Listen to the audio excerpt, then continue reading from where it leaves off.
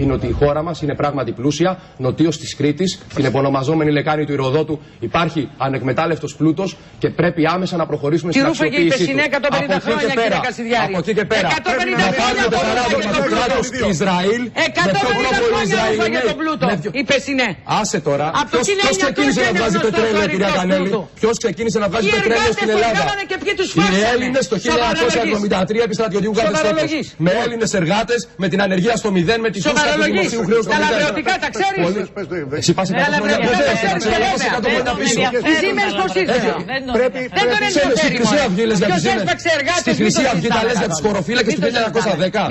Άσε, εμείς είμαστε οι μόνοι που έχουμε παίξει ξύλο με τους χωροφύλακες. Ο ΣΥΡΙΖΑ βγαίνει και λέει για αφοπλισμό των ΜΑΤ, αλλά πάντα από πίσω κοιτούσε. Στο ΣΥΡΙΖΑ τα δικά σου. Μην λες για χωροφύλακες σε εμένα.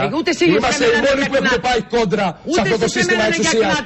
Όταν ρωτήσανε την Παπαρίγα αν συνεργάζεται με την αστυνομία, αντί να τους καταγγείλει για προβοκάτορες, έλεγε άλλα λόγια να αγαπιόμαστε.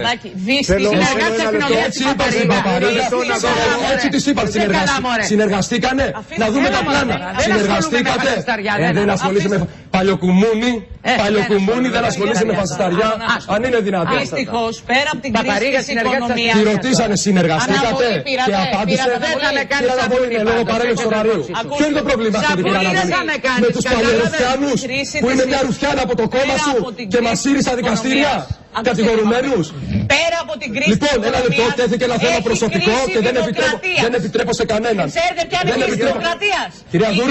Κυρία Δούρου, αναφερθήκατε σε ένα θέμα προσωπικού, μην μιλάτε γενικώς. Και εμφανίζονται σήμερα. Οι οποίοι θα πάνε τη χώρα 500 χρόνια πίσω. Άντε βρε νούμερο, θα πάμε 500 χρόνια πίσω τη χώρα.